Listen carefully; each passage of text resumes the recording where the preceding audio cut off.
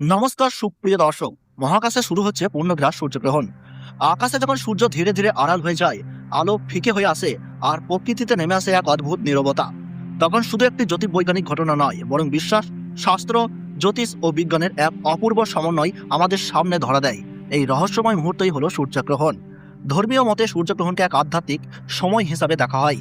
পুরাণে রাহু ও সূর্যের কাহিনী বহু যুগ ধরে প্রচলিত, যেখানে গ্রহণকে দেব অসুরের ঐতিহাসিক ঘটনার ফল হিসাবে ব্যাখ্যা করা হয়েছে। অনেক শাস্ত্রে এই সময়কে সংযম, প্রার্থনা ও আত্মশুদ্ধির বিশেষ মুহূর্ত বলা হয়েছে। গ্রহণকালে মন্ত্রজপ, নামস্মরণ, গায়ত্রী পাঠ বা ধ্যান করলে বহুগুণ পুণ্য লাভ হয়, এমন বিশ্বাস বহু মানুষের মধ্যে আজও অটুট। পঞ্জিকাতে গ্রহণের আগে সূতককাল শুরু হয়, যা অশুভ কাজ থেকে বিরত থাকার সময় হিসাবে ধরা হয়। বিবাহ, গৃহপ্রবেশ, নতুন উদ্যোগ বা মঙ্গল কার্য এ সময় এড়িয়ে চলার পরামর্শ দেওয়া হয়। গ্রহণের শেষে স্থান শুদ্ধিকরণ ও দান পুণ্যের মাধ্যমে অনেকেই এই সময় সমাপ্তি করেন। তুলসী পাতা, গঙ্গাজল ও শুদ্ধ আচারের প্রচলন এই বিশ্বাসের অংশ। জ্যোতিষ শাস্ত্রে সূর্যগ্রহণের বিশেষ গুরুত্ব রয়েছে। সূর্য আত্মশক্তি ও নেতৃত্বের প্রতীক। গ্রহণকালে সূর্যের অবস্থান যে রাশিতে থাকে, সেই রাশির জাতক জাতিকাদের উপর মানসিক ও পারিপার্শ্বিক প্রভাব পড়তে পারে, এমন মত বহু জ্যোতিষবিদদের।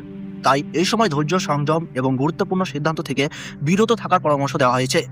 অনেকেই দান, ধ্যান ও জপকে গ্রহণের অশুভ প্রভাব কমানোর উপায় হিসাবে মানেন। অন্যদিকে বৈজ্ঞানিক দৃষ্টিতে সূর্যগ্রহণ এক নিখুঁত মহাজাগতিক সমন্বয়। চাঁদ যখন পৃথিবী ও সূর্যের মাঝখানে এসে নির্দিষ্ট সরলরেখায় অবস্থান করে, তখন সূর্যের আলো আংশিক বা সম্পূর্ণরূপে আড়াল হয়। এটি সম্পূর্ণ প্রাকৃতিক ও নিয়মিত বৈজ্ঞানিক প্রক্রিয়া। বিজ্ঞানীরা এই সময় সূর্যের বাইরের স্তর, আলো ও তাপের পরিবর্তন পর্যবেক্ষণের বিশেষ সুযোগ পান। অর্থাৎ যেখানে ধর্ম দেখছে আধ্যাত্মিক তাৎপর্য, সেখানে বিজ্ঞান দেখছে মহাবিশ্বের নিখুঁত গাণিতিক সমন্বয়। সব মিলিয়ে সূর্যগ্রহণ হলো বিশ্বাস, জ্যোতিষ ও বৈজ্ঞানের এক অনন্য মিলন ক্ষেত্র, যা আমাদের মনে করিয়ে দেয় আমরা যেমন ঐতিহ্যের ধারক, তেমনি বিজ্ঞানের অনুসারীও।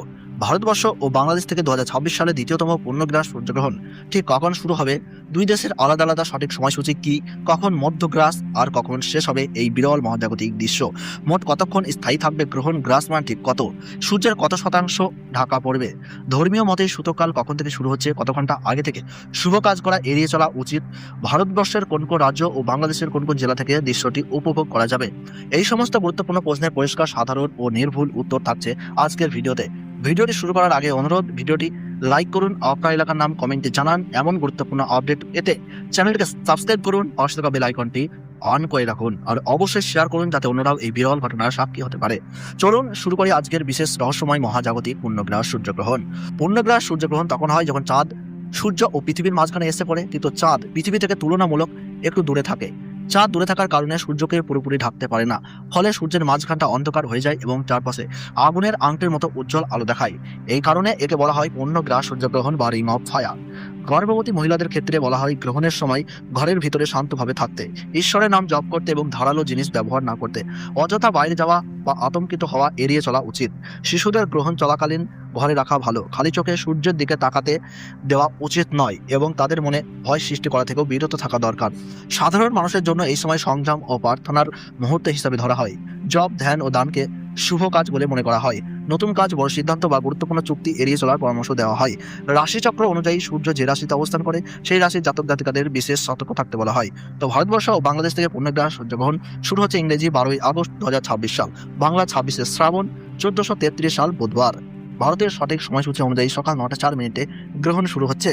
মধ্যের সময় থাকছে বেলা 11টা 17 মিনিট এবং সমাপ্ত হচ্ছে দুপুর 1টা 28 মিনিটে। এবং বাংলাদেশের সঠিক সময়সূচি অনুযায়ী পূর্ণগ্রাস সূর্যগ্রহণ আরম্ভ হচ্ছে সকাল 9টা 34 মিনিটে, মধ্য সময় বেলা 11টা 47 মিনিট এবং সমাপ্তি হচ্ছে দুপুর 1টা 58 মিনিটে। মোট 4 ঘন্টা 24 মিনিট চলবে এই মহাজাগতিক দৃশ্য। গ্রহণের গ্রাসমান রয়েছে 1.038। সূর্যগ্রহণ শুরু হওয়ার 12 ঘন্টা আগে থেকেই শুরু হয়ে যায় সূতককাল। বাংলাদেশের প্রায় পুরো দেশ থেকেই এই গ্রহণ দেখা যাবে। ঢাকা, চট্টগ্রাম, কুমিল্লা, খুলনা, রাজশাহী, বরিশাল, সিলেট, রংপুর ও ময়মনসিংহের অধিকাংশ জেলা থেকেই সূর্যগ্রহণের উল্লেখযোগ্য অংশ আচ্ছাদিত হতে দেখা যাবে। ভারতের পূর্ব ও উত্তর পূর্ব পূর্বাঞ্চল সবচেয়ে বেশি আকর্ষণীয় পর্যবেক্ষণ এলাকা। পশ্চিমবঙ্গের কলকাতা, হাওড়া, শিলিগুড়ি, আসানসোল, মালদহ, দুর্গাপুর, মুর্শিদাবাদ এবং জলপাইগুড়ি থেকে গ্রহণ স্পষ্টভাবে দেখা যাবে। আসামের গুয়াহাটি, শিলচর, ডিব্রুগড় অঞ্চল থেকেও সূর্যের বড় অংশ ঢাকা পড়া দৃশ্য উপভোগ করা যাবে। ত্রিপুরা, মেঘালয়, মণিপুর, নাগাল্যান্ড এবং বিহারের পূর্বাঞ্চল থেকেও গ্রহণটি উল্লেখযোগ্যভাবে দৃশ্যমান হবে। বিশ্বের আরও যেসব অঞ্চল থেকে এই পূর্ণগ্রাস সূর্যগ্রহণ দেখা যাবে তা হলো দক্ষিণ পূর্ব এশিয়ার বেশ কিছু দেশ, ইন্দোনেশিয়া, মালয়েশিয়া ও থাইল্যান্ডের অংশবিশেষ। এছাড়া অস্ট্রেলিয়া, উত্তর পূর্বাঞ্চলের কিছু এলাকা থেকেও বিরল রিং অফ ফায়ারের দৃশ্য উপভোগ করা যাবে। সব মিলিয়ে ভারত, বাংলাদেশ ও এশিয়ার প্রশান্ত মহাসাগরীয় অঞ্চলের বহু মানুষের জন্য এটি হতে চলেছে এক অবিস্মরণীয় আকাশীয় প্রদর্শনী।